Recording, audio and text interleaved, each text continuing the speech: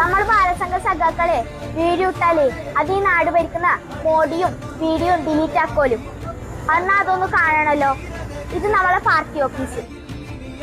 ഇത് നമ്മളെ ബാലസംഘ സഖാക്കളെ കണ്ട. അല്ല സഖാക്കളെ, ഞങ്ങളെ ഇൻസ്റ്റാഗ്രാമിന്റെ അക്കൗണ്ട് പൂട്ടിച്ച് ഇതൊന്ന് പിടിച്ച ഞാൻ ഒന്ന് പറട്ടെ. ഞങ്ങൾ ഇന്നലെ ഇട്ട വീഡിയോയെ 20 ലക്ഷം ആൾക്കാർ വരെ കണ്ട്. ഞങ്ങളെ പിണറായി സഖാ വരെ കമന്റ് ഇട്ടു. പച്ചമണ്ണിൽ പിച്ച വെക്കുന്ന കൊച്ചു പിള്ളേർക്ക്, ഇളം പൈതങ്ങൾക്ക് കഞ്ചാവ് ചെകുവിന്റെ കള്ളത്തരങ്ങൾ പറഞ്ഞു കൊടുക്കലാണ് ഇവിടെയുള്ള കമ്മികളുടെ മെയിൻ പരിപാടി.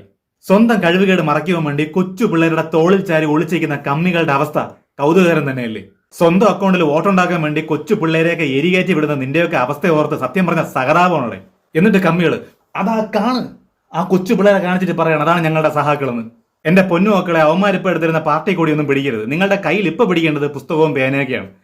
നിങ്ങൾ കായികമായിട്ടുള്ളതും അല്ലെങ്കിൽ കലാപരമായിട്ടുള്ളതും അല്ലെങ്കിൽ സർഗാത്മകമായിട്ടുള്ള കഴിവുകളൊക്കെ പുറത്തെടുത്ത് അതിലൂടെ വിദ്യാഭ്യാസം നേടി മുന്നോട്ട് വാ. കുട്ടികളെ വെച്ച് നാറിയ കളി കളിക്കരുത്. ഇവന്മാർക്ക് കുട്ടികളെ വഴിതെറ്റിക്കാൻ വേണ്ടി, കീ കൊടുത്ത് വിടാൻ വേണ്ടി, എരികേറ്റി വിടാൻ വേണ്ടി മഹാപണ്ഡിതന്മാരെന്ന് തോന്നിക്കുന്ന നല്ലവണ്ണം താളമടിക്കുന്ന കുറച്ച് പണ്ഡിത മണ്ടന്മാരുണ്ട്. സ്വന്തം തലച്ചോറ് കൊണ്ട് ചിന്തിക്കാനോ പ്രവർത്തിക്കാനോ ശേഷിയില്ലാതെ കൊച്ചു പിള്ളേരെയൊക്കെ മുൻനിർത്തി കളിക്കുന്ന ഈ കളി എത്രമാത്രം അതമ്പതിച്ചു പോകടാ നീയൊക്കെ.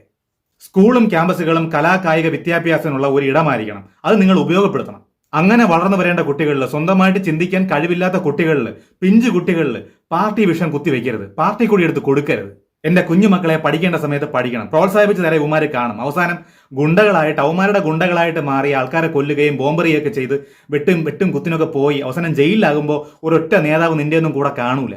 എല്ലാം തിരിച്ചറിയുമ്പോഴത്തേക്ക് എന്റെ കുഞ്ഞുമക്കൾ വളർന്ന് വലുതായി വലിയൊരു വാഴയാകും. അപ്പോഴത്തേക്കും വാഴ ഒടിഞ്ഞു വീഴും. ആർക്കും ഒരു ഉപയോഗമില്ല. സ്വന്തം ജീവിതത്തിന് ഉപയോഗമില്ല, നാടിന് ഉപയോഗമില്ലാത്ത രീതിയിൽ നശിക്കും. സ്വതന്ത്ര ചിന്തയും വിശകലന പഠനവും കുട്ടികളെ പഠിപ്പിക്കണം. എല്ലാ ആശയങ്ങളെ ഉൾക്കൊള്ളിച്ച് പഠിപ്പിക്കണം. അവർ തന്നെ തിരഞ്ഞെടുക്കട്ടെ ഏതാണ് നല്ലത് ഏതാണ് മോശമെന്നൊക്കെ. അത് തിരഞ്ഞെടുക്കാൻ നിങ്ങൾക്കൊരു സമയമുണ്ട്. അതുവരെ നിങ്ങൾ പഠിക്കുക. കയ്യിൽ പുസ്തകവും പേനയും മാത്രം കരുതുക.